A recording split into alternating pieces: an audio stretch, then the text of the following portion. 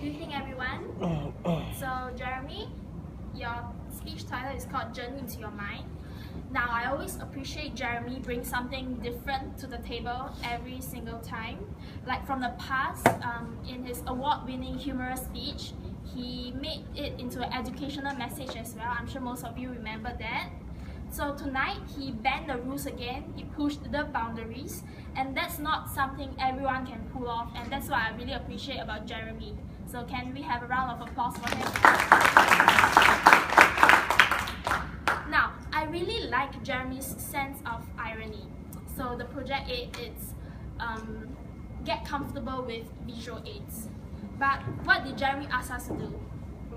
Close our eyes. So that was a sense of irony I really appreciated. Okay, so I closed my eyes. And now, as any book lover can tell you, that your imagination is actually the most powerful thing ever.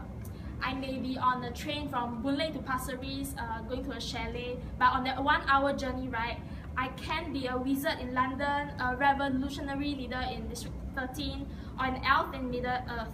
And that's why book lovers say that books are always better than the movie adaptations. Everyone agree? Except maybe Game of Thrones. I think that show is quite good. You guys probably know the reasons why. Right. So next, what I like most about his presentation was the background music. It was very relaxing. I felt like I was in a spa, and that's always very good. And also your voice, it was very melodious, and then you led us on to your story, and then you had a lot of tone variety, and then like in the beginning when you went through it very slowly, like, oh, it's your parents, and then at first I was thinking, what couple? Is it maybe you and your potential whoever, or is it, or then you mentioned his parents, and then the babies was actually me, and then that was something I felt like, oh, yeah. So so some points to improve on.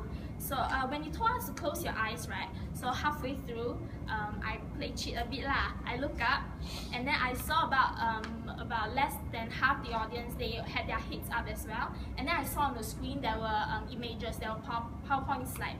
And then the one I looked up on was the hospital scene, and it got me a bit confused. Like, hey, am I supposed to look at the screen, or am I supposed to continue laying my head down on the table? And then so that part got me a bit confused.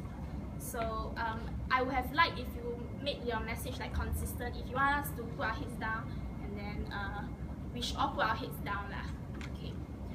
Secondly, so I like your call for action to us. It was very clear that we should appreciate our parents. We should be grateful, and then we should show our love to them. So I appreciated that.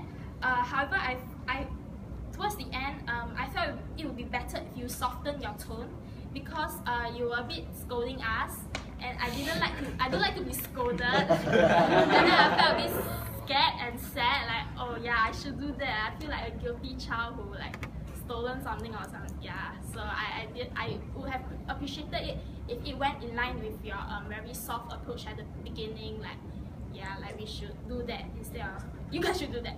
I was thinking which one. You're thinking which one? Yeah. So I think I would have appreciated a softer approach. Yeah. But overall, I really like your speech, and I look forward to you continuously pushing boundaries, and it's very looking forward. Back to you, Toastmasters.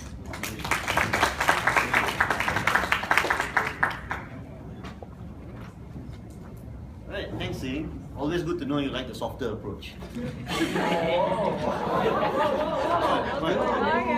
So, right, again.